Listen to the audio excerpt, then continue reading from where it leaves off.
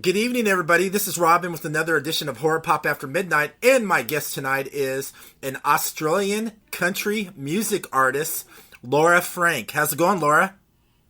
Hey, I'm great. How are you? Pretty good. So, how is it over there in Australia? You know what? It's been rainy the last day, but today I'm looking out my window and it's beautiful and sunshiny. It's been lovely. So is country music really big in Australia? You know, it's going wild over here at the moment. The genre itself is just booming and becoming mainstream. You know, they're playing Morgan Wallen on mainstream commercial radio at the moment. So it's going a bit crazy. That's pretty awesome. I also like your unique look about yourself. You got that alternative rock style / country look with the cool haircut. I love it. Thank you. I appreciate you saying so. So let's talk about your new song that just came out called Leavin. Yeah. I saw the video on YouTube. I thought it was a breathtaking, emotional type of song, and I'm not gonna lie, I did get a little tear in my eye. Tell me, how'd you come up with the song Leavin'? Look, I'm glad you got a little tear in your eye, Robin, because that was part of the plan when we were recording it. So Leavin came about because about 6 years ago, my partner and I decided to be full-time musicians. Now, I'm not sure what the climate's like over there, but in Australia, to do that and to do it full-time, it usually means you've got to go out and play cover gigs. So you're playing 3 or 4 hour shows filled with other people's music. So we did that we still do it, but we've been doing it full-time for about 5 or 6 years now. And I've said this a few times, not everybody always likes their day job. So when you're playing like 4, 5, sometimes 6 shows in a weekend, and you're playing, like we're lucky now, we have a pretty wide repertoire of between 300 and 400 songs. But, you know, people always want to hear the same stuff. They want to listen to stuff that they can sing along to. They're requesting stuff like Wagon Wheel and Chicken Fried and Jolene, you know, and those songs are great, right? But if you're listening and playing them like on repeat for years on end, it can become a little tiring. So they got to a point where I was like, man, I don't know if I can go and play another show and sing these songs for good people who are just out there trying to have a good time, you know. And Leavin was written. So, you know, there's a couple of lyrics in there that kind of hat tip to that thought, that if you listen to it, you'll notice and now understand what they mean. But, you know, for me, the goal's always been original music and writing and recording and playing original shows. But that's really difficult to do over here in Australia unless you're kind of on the higher end of people knowing who you are. So I'm still on that journey. But so that's what Leavin is for me personally. But I really hope that it's got a bit more of a universal truth where, you know, you get yourself into these positions and, you know, you're on this journey and you find yourself in a place where you're just a bit stuck. And you're like, man, how did I get here? And how am I going to get out of here? So, you know, and you just want to go and sit on a train and look out the window and not worry about anything or anyone. So that's Leavin'. Yeah, and then I also like your other song, Days Gone By. So, on the side, I DoorDash, you know, I deliver food, you know, the customers from restaurants.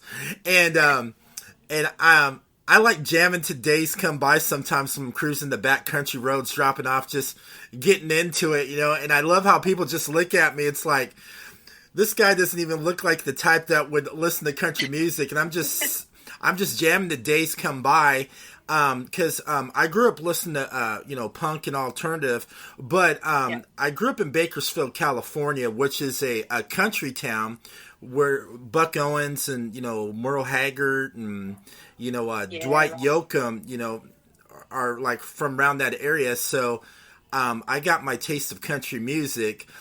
So, you know, a lot of people don't know about this, but I do love my country too. And everybody's like, what? You listen to country? And I was like, yeah. That's cool. Good on you. Good for you, Robin. Tell me about Days Come By. What was that about? Yeah, well, so I guess that is about, you know, so I said before about Leavin being Yeah. like, you know, you get yourself to this place and you're feeling kind of stuck there. But Days Gone By is kind of the story, the opposite side of that story, and going, this has been my journey so far. Yes, I've made some mistakes. I've failed.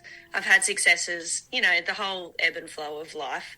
And it was, you know, a lot of the time people look back on their past days and they regret some of the things that they've done. And I wanted to write a song that didn't do that, that instead of, you know, regretting or feeling bad about those days, I wanted to kind of celebrate them and say thank you to them, and know that I've been through all of this stuff, but I wouldn't be where I am, you know, living my best life now if that stuff didn't happen. So, yeah, Days Gone By is a little celebratory toast to the past. Also, you built your own makeshift studio in your own living room. So what's it like to, you know, to write and record songs in your own living room? Yeah, well, the studio was a video set for Simple Girl, which is another of my singles. And so if you go and watch that clip, you'll see it's all in the same space. And the room changes 9 times. So we decided to, instead of hiring a studio, because it took us about, I think it took like 3 days to film. Instead of hiring a studio, we built our own house. So we decided that we had this living room space that, you know, we could sacrifice it for a week and use it to do some music-related stuff. So we ended up putting up some walls. We covered up 2 of our windows with MDF, and we painted the room 9 times and shot in between. So, you know, sometimes we would paint the colour the night before, then we'd shoot first thing in the morning, then we'd paint, wait like 2 hours just so it was dry enough so I could walk on without getting paint on my feet, because I didn't really need to touch the walls. So as long as the floor was mostly dry, we were okay.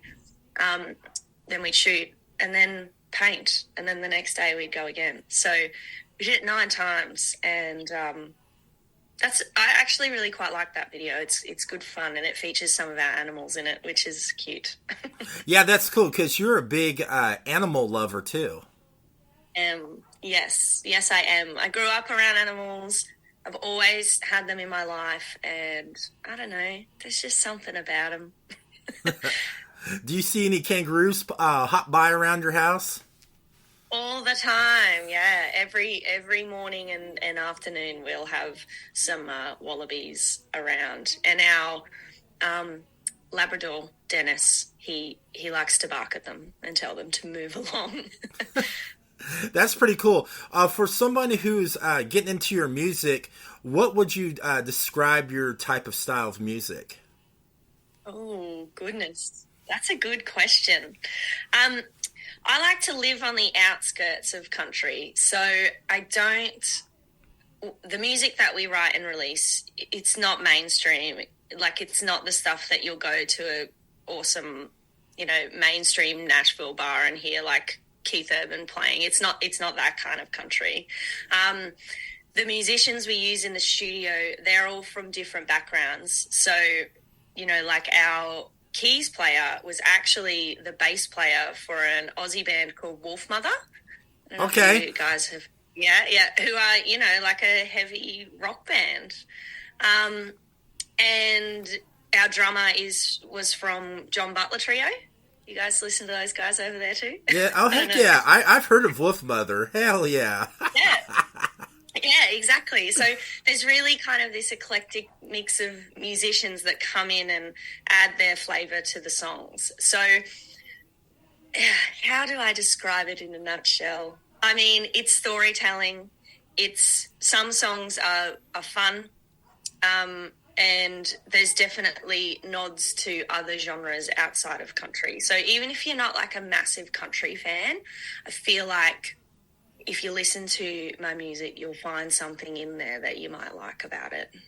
Also, tell me how you end up meeting your husband or your Yeah. partner. That was he into music as well as you, or? Yeah, so he's been into music for a long time. He's quite a bit older than I am, so he's been doing music for like, you know, a long time. We met when I was and I will just say I was a mature age student at a musical theatre school. Um, so it doesn't sound weird. And he was there taking the headshots for the students because he's also a photographer.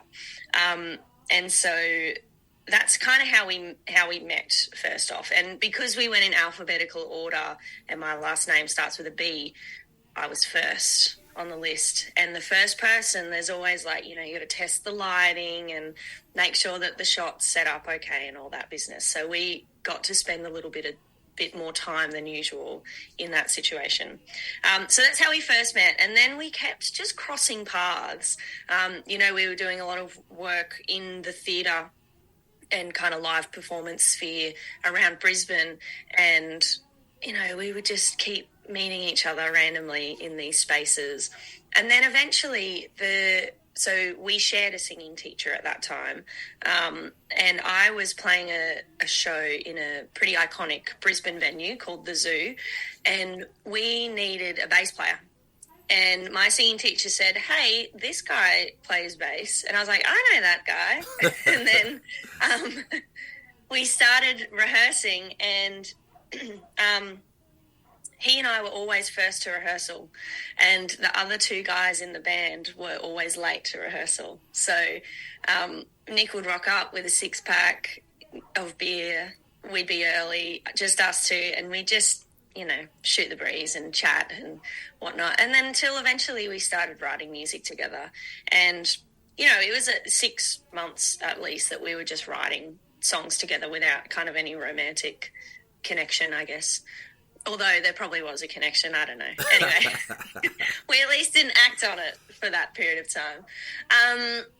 And then, just kind of grew from there. And then we kept writing and we haven't stopped writing. And now we just do all the rest of the stuff together as well. Live life and play music. So, yeah. That's pretty good. So you guys songwrite a lot. Is it like kind of hard to songwrite a little bit just to get the right tune, the right sound sometimes? Yeah, one of our goals is we both really want to be prolific writers. And so sometimes that's easier to kind of think about than other times, because sometimes when you're sitting down and you're writing a song, it's really hard and tedious and you just can never find the right word or the right melody. And other times, like just last week, we wrote 2 songs and they all kind of just fell out in a couple of hours. And sometimes you can have songs that take years to finish, and other times it just happens in like 10 minutes, So I think the songwriting process is just really, it's always different. There's never kind of two ways that are the same. And when we're stuck, we kind of have some tricks now that we can draw upon, we have this little jar with a whole bunch of different random words in it, and we pick out 3 and go, oh, we'll have to make a sentence with those 3 words or something like that, just to kind of get your brain thinking in a different way. But it's, we try and write as much as we can, but sometimes life gets in the way. So we're trying our best. That's awesome. So how what's going through your mind when you see your music videos on country music television? What are you thinking? Are you like real excited or emotional or? Yeah, because I've had, I think 4 or 5 of the videos have been on CMT now. And, you know, the excitement and awesomeness of it never fades. It's still really cool to have your videos on CMT. And I think what is particularly special for us is Nick and I make those videos ourselves. So Nick will shoot the video, we direct them together, we usually produce them together, and I'll sit down and edit them. So that work that's being showed on, you know, international TV is work that Nick and I have created solely with us together, and that is like just a pretty awesome thing. It's usually just excitement, you know, like Leavin, as you say, is, you know, it's a fairly kind of deep tune. It can be a little emotional, but still when I see the clip on, you know, I think I got all of that kind of emotion out in the writing process and then the recording of it and then making the video. Like I try and put the emotion into those particular parts. And then when you see it, it's just like, yes, it worked. Relief, a lot of relief often. That's pretty awesome. Do you have you been out to the States to perform yet?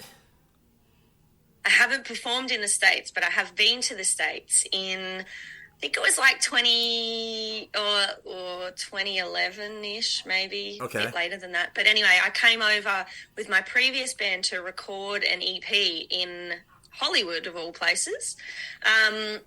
And we recorded with Rob Taurus. He was from a band called Trapped. Okay. Which you might know of them, yeah. Anyway, so I got to spend a little bit of time in LA, but I haven't been back for a long time. It is on the cards, though. So if you've got any top tip recommendations, I'm all ears. I'll definitely tell you. Just hit me up. I'll let you know, because I grew up out in California. I mean, I'm in the Midwest now, but yeah, I can tell you some cool stuff. So, Cool. Have you ever ventured out to Nashville yet? Not yet. It's on the cards, and I definitely want to go because CMA Fest has just happened, right? Yeah.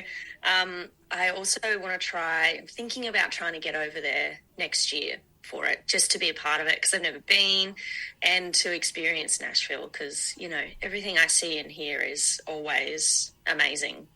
That's pretty cool. And if you end up showing up, I'll drive down there just to see you perform. That would be awesome. It'd be so awesome. Yeah. I'd love to. Okay, I got another question to ask you. Have you watched any horror films? I was wondering if this was going to come up. I have watched some horror films. It is not like my... When I was a kid, I would get really scared. Uh-huh. So I couldn't watch much horror. And then as a kind of like a young adult, I sort of dabbled in a bit more. And then as an adult, sometimes I will watch horror. Actually, the new, I want to say, is it Evil Dead Rising? Evil Dead Rise. The new one? Yeah. The mum in that movie, Alyssa Sutherland, she's actually like my third or fourth cousin, which is kind of crazy. I haven't watched it yet. I really would like to. Have you seen it? Yes, I have. It is very brutal, bloody. It's in the Evil Dead universe. It's the best kind of horror film to watch. Lisa Sutherland nailed it in her role. She was creepy, scary, and she did some real brutal stuff in there. And the funny thing is, last week I met her at Days of the Dead Horror Convention in Indianapolis. Very nice lady. Yeah, she's a great lady. I mean, Aussie, right? So what Aussie isn't nice?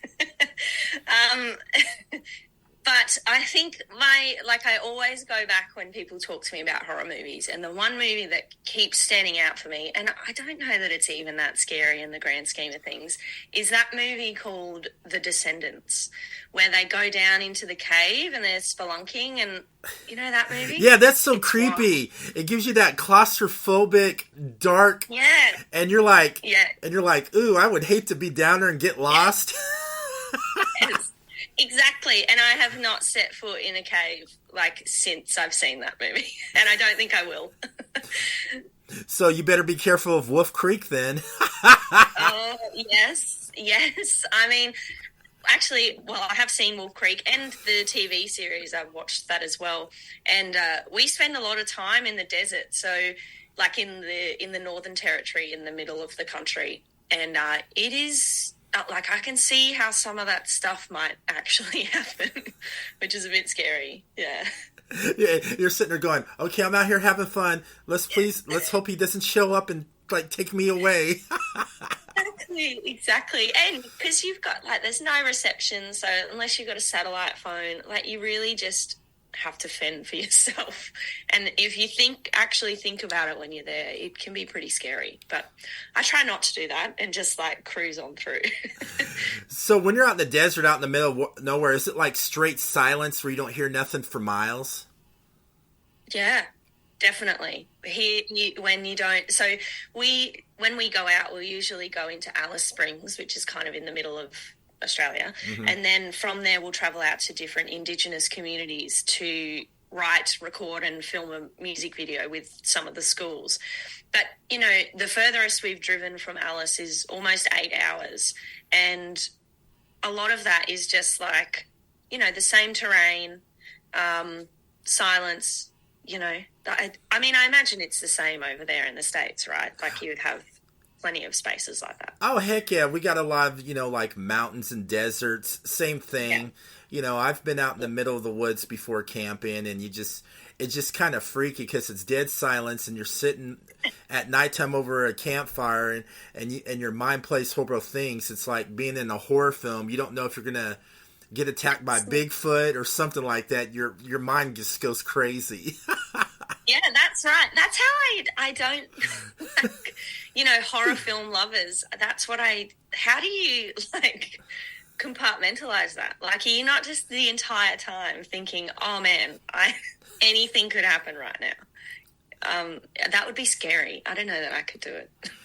So is horror films real popular in Australia too? Look, I think there's a market for them, definitely. I don't know if there's like a more popular genre over here. That's a good question. I'm not sure. I was just asking you because I've interviewed a few in Australian indie horror filmmakers, and they're making a bunch of them. It's slowly getting popular, but they say over there in Australia, it's just not as popular as it's somewhere like in the States and all that, but it's still around there. Yeah. I mean, I tend to probably agree with them. Like, I don't hear as much about horror films, and definitely indie horror films over here. You know, then, you know, you've got a whole podcast about it. So I think over here it's not quite as popular. I see a lot of like indie, like romance and drama kind of films. And I think thrillers are kind of a popular genre over here, but I don't know that it quite goes into the horror market. But hopefully, you know, country music is now big over here, so anything can happen. Exactly, and this is the reason why I like about my podcast. It's not always about horror. I talk about other genres too, which makes it a mix. That's why I have so many like cool listeners. They like my variety of stuff. It's like Baskin Robbins is a variety of ice cream flavors. I love Baskin Robbins. Tell me, does Baskin Robbins still have that cookie dough flavor of ice cream over there? Yes, they do. There's one right by my house, and it does. My favorite. They don't have it over here anymore, and I really miss it. It's like, well, boo on Baskin Robbins over there, darn it. Exactly. Also, I know you have another passion. You like to do-it-yourself projects, too. I do. I love to do it myself, although lots of the time I get like a quarter of the way through the job and I'm like, oh man, why did I start this? It'd be so much easier for somebody else to just do it or just to go and buy one. But I've always been like that since I was a kid. I remember, you know, I would go out into the shed with Dad and I don't know, just play around with the vise and try and take nails out of things, and I'd try and sand back old chairs and make them rustic and repaint them. And I also remember Dad used to get quite frustrated with me because I would do half a job and he would always have to finish it, which is kind of the same now because we built our house during the COVID lockdowns over here in Australia, myself, Nick, my partner, and my dad, we built our house. I was the owner builder, and we did as much as we could legally, which is basically everything except for running the electricity and the plumbing. So we constructed this entire building that I'm now sitting in, living in, and I'm just thinking, man, that's actually crazy that we did that. But I think that's the biggest DIY project I will ever take on. But yesterday I started making over my bathroom mirror, and I'm yet to see if it's going to work, but we'll see. That's pretty awesome. And speaking over there, did you know they have a Mad Max convention over there in Australia? I was watching the documentary on that, and there's people that have that passion for Mad Max, and they go to the different areas where the films were filmed at, and there's a guy out there that has a Mad Max museum. Really? I didn't know that, but that is awesome because I love Mad Max. So many great films. Cool. I need to go. I need to go and visit. Yeah. When I get off with you off the podcast, I'll find it on there and send it to you, and then you can take pictures and let me know what you thought of it. And oh my gosh, you're a huge Mad Max fan. I love those films. Yeah, they're great films. I mean, I feel like I need to go back and watch them because it's been a while. I haven't seen one for a little while. But I remember just being enamored by the whole filmmaking and, like the color grading and the scenes and how it's an incredible series. I think so too. Have you seen the new one? Ooh, maybe not. With Tom Hardy? Oh. No, I don't think I have. Oh, you need to watch it. It's phenomenal. They got two different versions of it. You can watch it in color or black and white, which makes it... Really? Yeah, it makes the breathtaking scenes in the Australian outback, how they film it. Yeah, you got to watch the new Mad Max with Tom Hardy in it. Oh, that's cool. Nick's actually yelling at me from the other room telling me we have seen it. So so I'm going to go back and watch it because I want to watch the black and white version. Yeah, that sounds awesome. Oh, it is out there. Also, what are some of your other next projects you're coming out with? Well, my plan this year is to release a whole bunch of music. So in the middle of last year, I decided that in 2023, that was kind of what I wanted to do because I was tired of just having all these songs and not being able to share them because, you get caught up in like getting playlisted or trying to get the streaming numbers or having the fan base and all that kind of stuff when really it's just about the music, man. And so this year we're planning on just releasing consistently. So they will be... a few more singles to come this year, and then maybe next year. I feel like everyone's kind of at me about an album at the moment, and and I'm like, man, yeah, okay, sure. So maybe next year we'll look at doing an album, but I just don't want to rush it. I'm quite happy just releasing singles for now and see what happens. So where can everybody find you on social media to see what you're doing next? Yeah, I would love some love on social media. My handle is Laura Frank Music, and that's the same across Facebook, TikTok, Instagram, and YouTube. You'll find me on YouTube doing that as well. And you can see all of those videos that all of them on there, Nick and I made ourselves. So DIY filmmaking at its best there. Yes, and my website is laurafrank.com.au, which has the links to all of those places as well. All right. Thank you so much for coming out of your time to come on and share your story with me. Thanks so much, Robin. It's been a blast. Thanks for having me. Thank you. And everybody, thank